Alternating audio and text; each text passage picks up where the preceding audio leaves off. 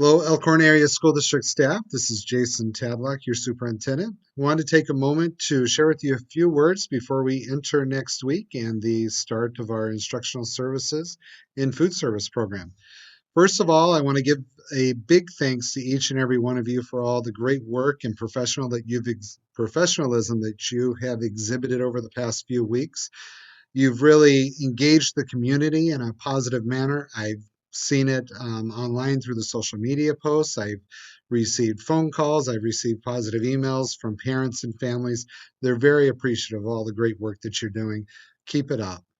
You've put together a very coherent response to this unique situation that we find ourselves in. It's one that I think is going to have a lot of success and is very well organized. You've been sensitive to the impact on others, our families, and you've taken their needs and concerns into account. And I'm very confident that because of that, we're going to have success as we move forward. And we've moved very quickly. We've asked you to do a lot in a short amount of time, and you've really responded to that.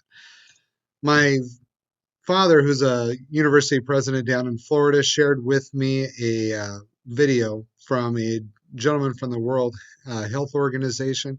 This was a news conference related to the Ebola virus, but he had numerous words of wisdom in a 1 minute and 20-second time frame. I thought it was really worth sharing with all of us and want you to take the time to watch it, because if you transfer over what he's talking to about the response to Ebola to our response to this educational situation that we find ourselves in thanks to COVID, I think it's very relevant and very applicable to what we need to do to be successful. What we've learned in Ebola outbreaks is you need to react quickly. You need to go after the virus. You need to stop the chains of transmission. You need to engage with communities very deeply. Community acceptance is hugely important. You need to be coordinated. You need to be coherent. You need to look at the other sectoral impacts, the schools and security and economic. So it's essentially many of those same lessons. But the lessons I've learned after so many Ebola outbreaks in my career are: be fast, have no regrets. You must be the first mover. The virus will always get you if you don't move quickly. And you need to be prepared. And I say this, one of the great things in emergency response, and anyone who's involved in emergency response will know this, if you need to be right before you move, you will never win. Perfection is the enemy of the good when it comes to emergency management. Speed trumps perfection.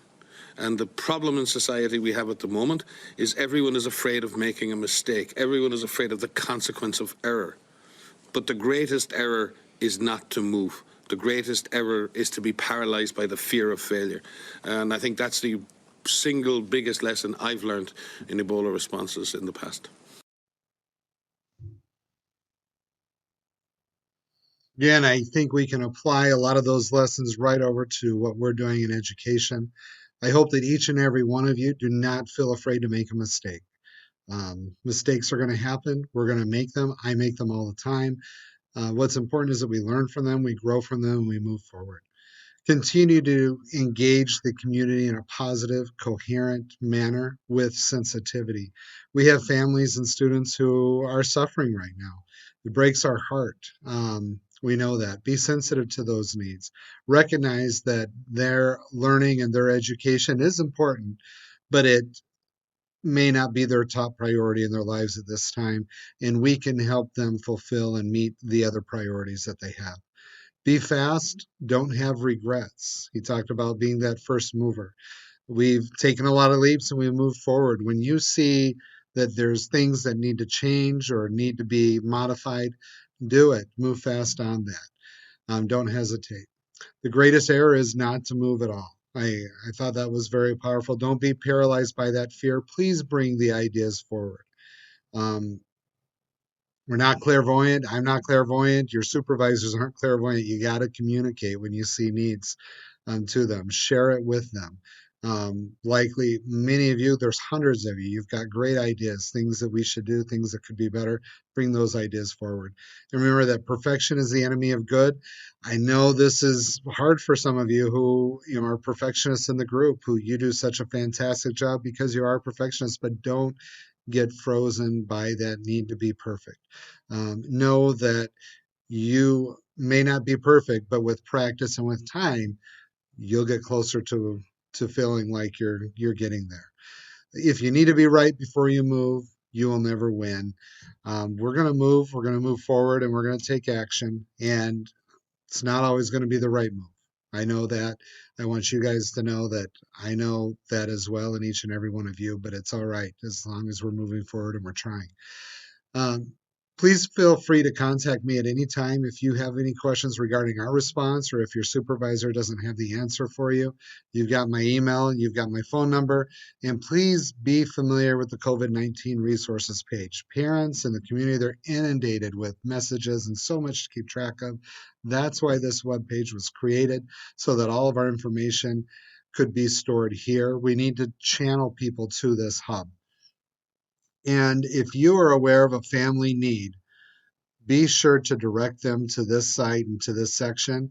And if you're aware of a need and you want to fill out that form, please go right ahead and do so. We have a team of very capable individuals are monitoring that page and the results from that Google form on a regular basis so that we can do our best to make sure that our families in the community are taken care of.